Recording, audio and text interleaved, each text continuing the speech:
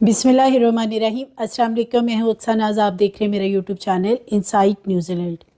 सियालकोट डस्का में ज़ारा केस इस वक्त सोशल मीडिया पे बहुत ज़्यादा हाईलाइटेड है और हम उस वक्त तक आवाज़ उठाते रहेंगे जब तक ज़ारा को इंसाफ नहीं मिल जाता। पुलिस के पास इस वक्त कितने गवाहान और कितने एविडेंस इस वक्त मौजूद हैं कि ये दरिंदा सिफ्त जो माँ बेटियां हैं बिलखुसूस, इनको सज़ाए मौत मिल सकती है। और इसके साथ साथ जैसे कि कदीर ने कुछ रोज़ पहले एक टीवी चैनल को इनडायरेक्टली इंटरव्यू दिया था जिसमें कहा था कि वो अपनी माँ और बहन की सज़ा के बारे में या माफ़ी के बारे में फ़िलहाल कोई बात नहीं कर सकता, जिसकी वजह से बहुत ज़्यादा कदीर को इस बात के ऊपर क्रिटिसाइज़ किया गया। यानी कि ऐसी माँ जिसने उसकी बीवी को बेहमाना तरीके से कत्ल किया, फिर उसकी डेड बॉडी के पीसेस करवाए, गंदे नाले में फेंक दिया और सर को जला दिया। तो ऐसी खातून के लिए हाँ वो उसकी माँ ही है, लेकिन जो उसने दरिंदगी वाला घिनौना खेल खेला है उसके ऊपर जो हमदर्दी है कदीर की, वो अगर अपनी माँ की तरफ है उसके सवालात के जवाबात में, तो इस पे बहुत ज़्यादा लोग कदीर को क्रिटिसाइज़ कर रहे हैं। और इस हवाले से कदीर का क्या कहना है कि वो मीडिया पे क्यों नहीं आ रहा, क्यों खामोश है, ये भी आज की वीडियो में आपसे शेयर करूंगी। इसके साथ साथ कदीर को अब 1 to 1 यानी अकेले तफ्तीश में शामिल करने का फ़ैसला क्यों किया गया है, ये भी आगे चल के आपसे शेयर करूंगी कि यास्मीन नवीद उर्फ सोनी के हवाले से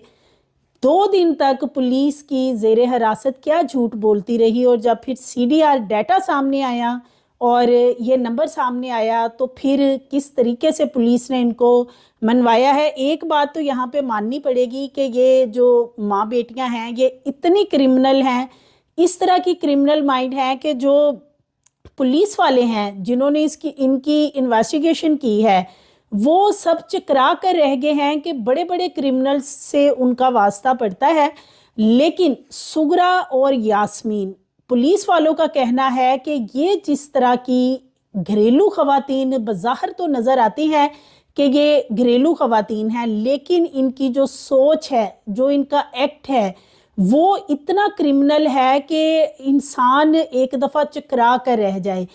सुगरा चकमा देती रही 18 घंटे तक पुलिस वालों को। जब पुलिस वाले पूछ रहे थे कि बाकी डेड बॉडी तो रिकवर हो गई है लेकिन सर कहाँ है, क्योंकि सर रिकवर किए बगैर ये मुकदमा ही दर्ज नहीं होना था। यानी जब डेड बॉडी मुकम्मल ही ना मिले तो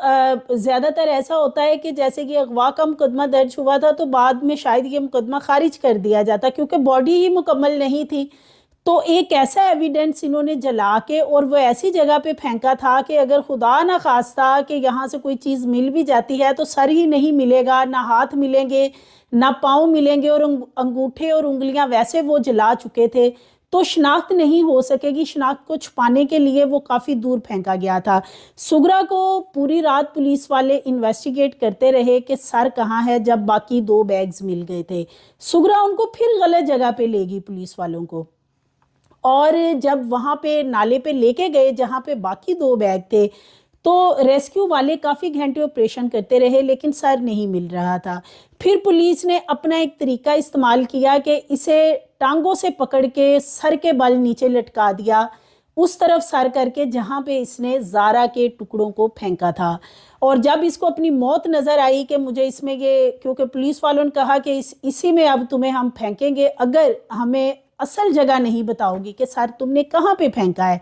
तो फिर ये फरफर वहाँ पे बोलने लगी कि यहाँ पे सर नहीं है, मैं असल जगह पे लेके जाती हूँ कि सर कहाँ है। और उसके बाद पुलिस वालों का कहना है कि आगे एक जगह पे ले जाके वहाँ भी चकमा देती रही और टाइम ज़ाया करती रही कि किसी तरीके से 1-2 दिन निकल जाए ताकि वो सर बह के आगे चला जाए और पुलिस को जो असल एविडेंस है वो ना मिल सके। तो ये कितनी क्रिमिनल किस्म की खवातीन है। और नवीद उर्फ सोनी के हवाले से भी पुलिस को इन्होंने 2 दिन तक बेवकूफ़ यास्मीन ने बनाए रखा है कि ये जितनी भी वारदात है इसमें कोई और तीसरा बंदा शामिल नहीं है। लेकिन जब इनकी CDR निकलवाई गई सुगरा और यास्मीन की, تو اس میں یہ ایک نمبر نکلا تھا نوید کا، جس کو کہ پھر ٹریس کیا گیا، کیونکہ یہ جو نوید ہے یہ 3 دن بعد اس کو اریسٹ کیا گیا ہے، پولیس کا یہ کہنا ہے، اور جب باڈی ریکور کر لی گئی تھی اس کے کہیں بعد جا کر نوید کو اریسٹ کیا گیا، اور وہ بھی سی ڈی آر ڈیٹا کی وجہ سے۔ تو یہ کتنی کرمنل مائنڈ خواتین ہیں، لیکن دوسری طرف پولیس کا کہنا ہے کہ ہم نے جتنے بھی فرانزک لیب سے ریلیٹڈ شواہد تھے، جو ایویڈنس تھے، جو جائے وقوع کو خواہ دھو دیا گیا تھا، صفائی کی گئی تھی وہاں پہ، اور اس کے ساتھ ساتھ فنائل اور باقی چیزیں بھی وہاں پہ لگا کے واش کیا گیا تھا کہ کوئی ثبوت نہ رہے، لیکن فرانزک لیب نے خون کے کچھ وہاں سے دھبے اور کچھ ایسی چیزیں جو ہیں وہ ساری کلیکشن کر لی تھی، کہ جس سے ایک ٹھوس ایویڈنس اس وقت پولیس کے پاس موجود ہے کہ یہ درندہ صفت جو ماں بیٹیاں ہیں ان کو کس طریقے سے کیفر کردار تک پہنچانا ہے۔ تو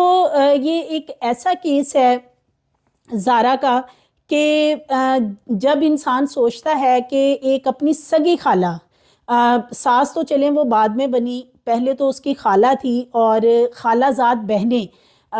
انہوں نے کس طریقے سے زارا کو عبرت کا نشان بنایا کہ وہ سو نہیں رہی تھی تو اسے انہوں نے سلیپنگ پلز کا پورا پتہ مکس کر کے کسی طریقے سے دیا۔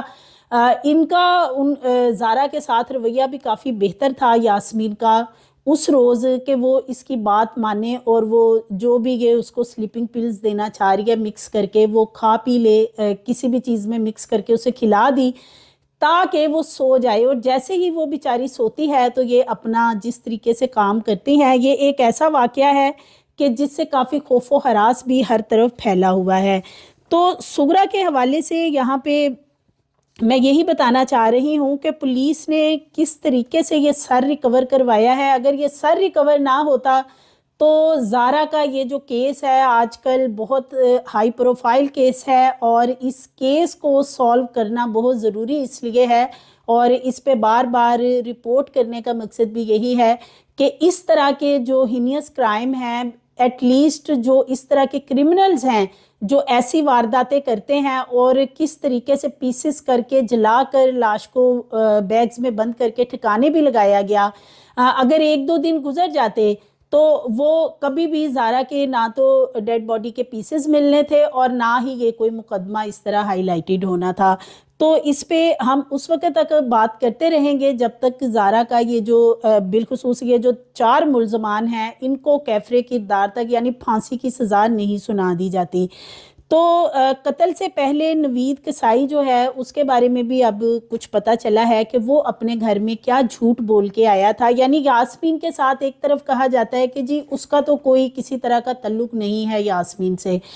یاسمین سے اس کے تعلقات تھے، وہ پہلے بھی وہاں پہ آتا تھا، یاسمین کے گھر آ کے کئی راتیں وہاں پہ گزارتا تھا، جو اہل علاقہ ہیں وہ بھی یہی بتاتے ہیں کہ اس شخص کو وہ کئی بار وہاں پہ دیکھ چکے ہیں، ظاہر ہے یہ ان کا رشتہ دار ہے، اور یہ اپنے گھر میں یہی بتا کے گیا تھا کہ یہ پرالی لینے کے لیے جا رہا ہے۔ پرالی مین کے یہ شخص جو ہے اب اس کا یہ بھی پتہ چلا ہے کہ یہ تو صرف جو جانور وغیرہ ہیں ان کو چارہ ڈالنے کا کام کرتا ہے، نہ یہ پڑھا لکھا ہے، نہ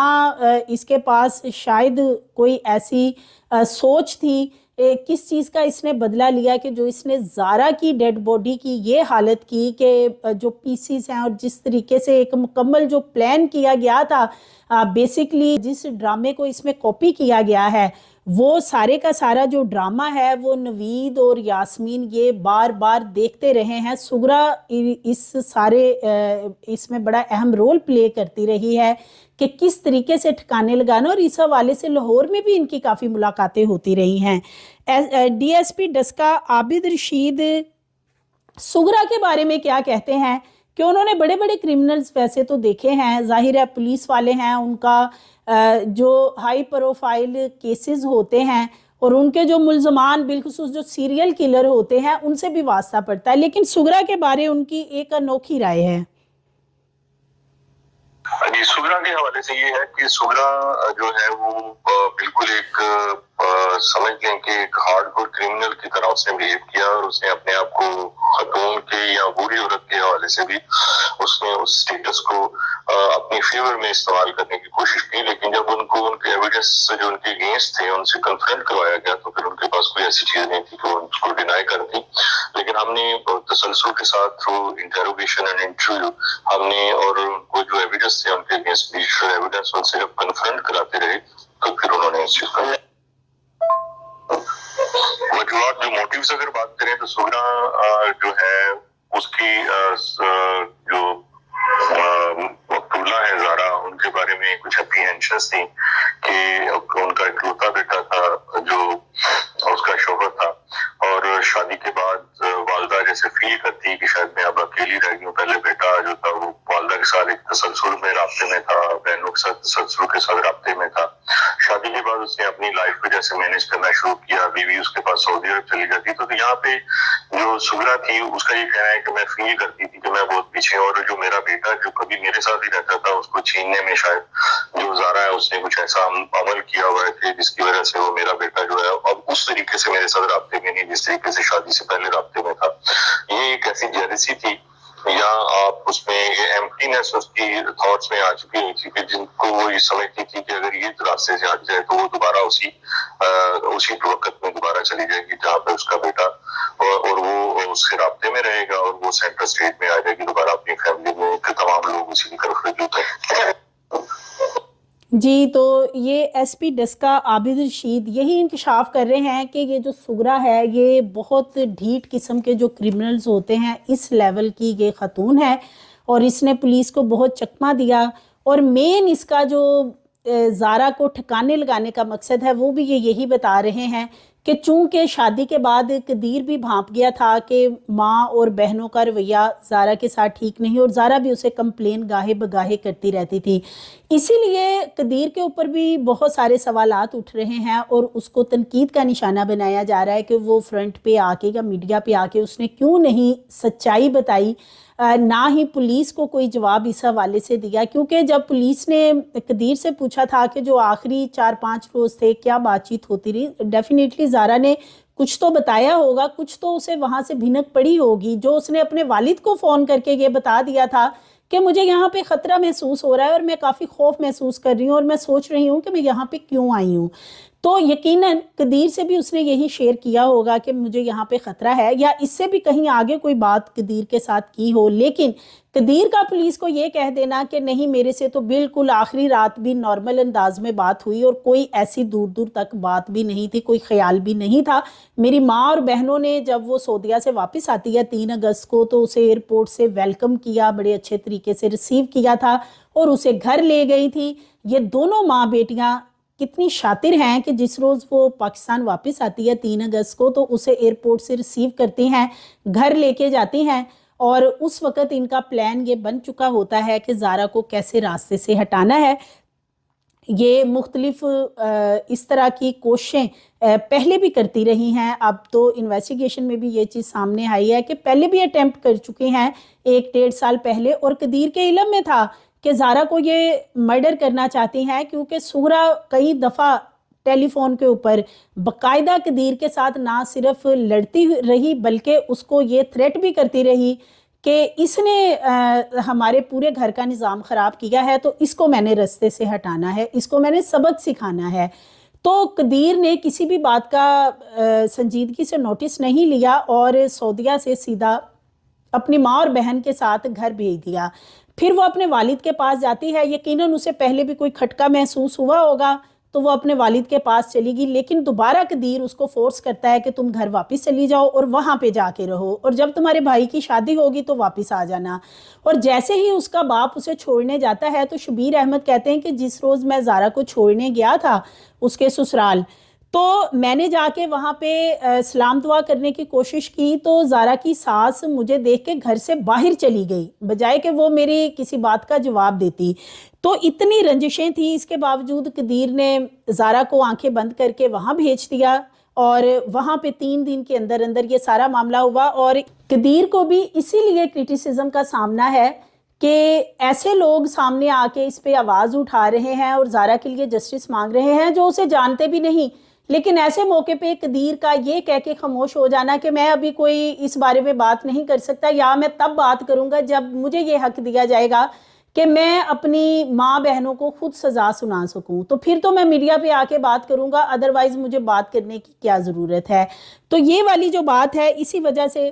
آڑے ہاتھوں قدیر کو لیا جاتا ہے جب بھی کوئی بات کرتا ہے کہ قدیر کہیں نہ کہیں کیا یہ چیزیں جانتا تھا، اور اگر جانتا تھا تو پھر اس نے زارا کو موت کے منہ میں خود کیوں بھیجا؟ یہ اپنی جگہ پہ بہت بڑا سوال ہے۔ اس کے ساتھ ساتھ نوید عرف سونی جس روز اپنے گھر سے نکلتا ہے 6 نومبر کے روز، تو اس کا جو باپ ہے، چونکہ یہ ایک لے پالک بچہ تھا، شاہد نامی اس کا جو والد ہے وہ ان کا رشتہ دار ہے قریبی، یہ جو سغرا وغیرہ ملزمان ہیں ان کا، اپنے باپ سے کہتا ہے کہ میں پاک پتن جا رہا ہوں اور وہاں سے جانوروں کی پرالی لے کے میں نے آنی ہے۔ یعنی وہ اپنے گھر میں یہ بتا کے آیا تھا کہ وہ کسی کام سے جا رہا ہے اور اس کو 3-4 دن لگیں گے، پھر وہ واپس آ جائے گا گھر میں۔ جب وہ پہنچتا ہے ان کے گھر تو عبداللہ اس کو ریسیو کرتا ہے، اس کو جیز کیش بھی، یہ باتیں پہلے سامنے آ چکی ہیں، بھیجا جاتا ہے اور اس کو یاسمین کے گھر لے جایا جاتا ہے۔ یاسمین کے گھر پھر سغرا اور یہ سارے مل کے ایک لمبی پلاننگ چلتی ہے، اور یہ وہی رات تھی جس رات زارا اپنے والد کو بھی کال کرتی ہے کہ میں خوف زدہ ہوں اور مجھے کافی خوف آ رہا ہے، مجھے ڈر لگ رہا ہے۔ تو کچھ نہ کچھ یاسمین سغرا کی ایسی مشکوک حرکات تھی کہ وہ بھانپ چکی تھی کہ یہ شاید پتہ نہیں کیا کر رہے ہیں، لیکن شاید اس کے بھی وہم و گمان میں نہیں تھا کہ یہ اس کو قتل کرنے کے لیے یا ٹھکانے لگانے کے لیے کوئی پلاننگ کی جا رہی ہے۔ تو نوید عرف سونی کے حوالے سے پولیس کا کیا کہنا ہے، جنہوں نے اس کو پکڑا، انویسٹیگیٹ کیا، وہ کیا کہتے ہیں اس کے بارے میں؟ جو نوید ہے وہ سغرا کے کزن ہے شاہد، ان کا لے پالک بیٹا ہے، وہ لاہور میں رہتے ہیں اور ان کا یہ بیٹا یعنی کہ انہوں نے اپنی سالی کا بیٹا لے کے خود پالا ہوا تھا۔ تو نوید سمجھ لیں کہ جو سغرا ہے اس کے کزن کا بیٹا ہی ہے، اور ان کے ساتھ گھر میں ان کا آنا جانا ہے، ان کے گھر میں ان کا اسٹے رہتا ہے۔ جو لالچ اس کو دیا گیا تھا پاکستان سے باہر لے کے جانے کا، وہ اس نے اس چیز کو انڈورس کیا، اور اسی لالچ کے ذریعے سے اس نے یہ بھی تسلیم کیا کہ مجھے اس ایونٹ کے لیے تسلسل سے سغرا کی طرف سے اس کی بیٹی یاسمین کے فون سے کالیں آ رہی تھیں، اور پھر ایک دن ان کی کال کے جواب میں چل کے گھر والوں کو میں نے یہ بتایا کہ میں ناروال سے پرالی لینے کے لیے جا رہا ہوں، اور پھر سیدھا ان کے پاس کوٹلی مرلا میں آ گیا۔ یہاں پر آ کے یہ یاسمین کے گھر میں 2 دن اس نے قیام کیا، اور اس نے یہ بھی بتایا کہ اس نے ٹوکا اور چھری سغرا کے ساتھ جگہ پرچیز کرنے کے لیے اس کو تیز کروایا،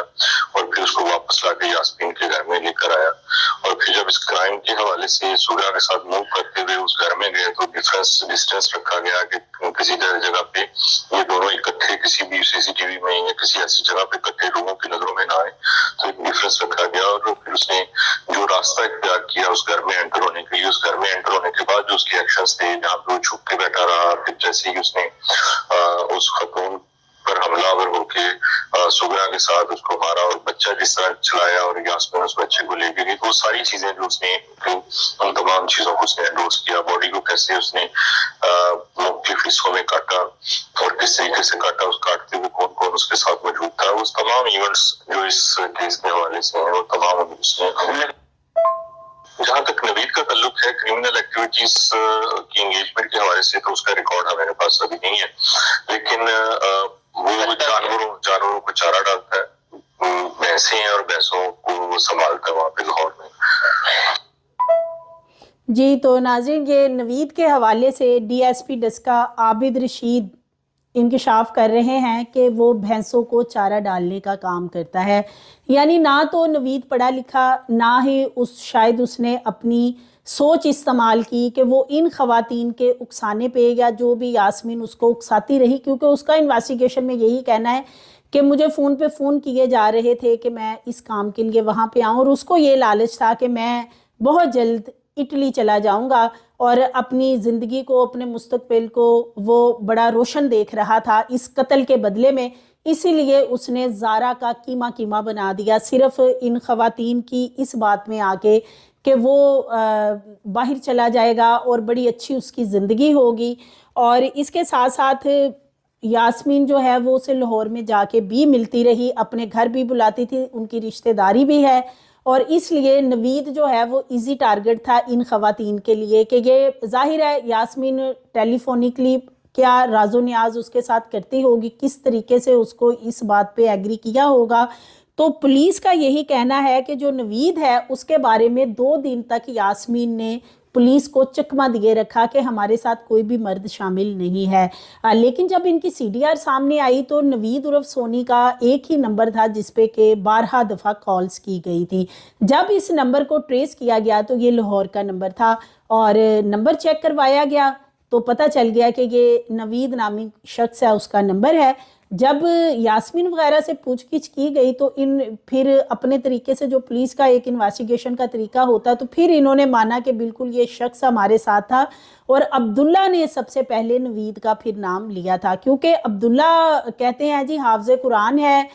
قرآن حفظ کر رہا تھا، اس کی نانی نے اس کو اس قتل میں ملوث کیا. اور یہ اتنی درندہ صفت خواتین ہیں، آپ اندازہ کریں کہ انہوں نے کتنے لوگوں کو زارا کی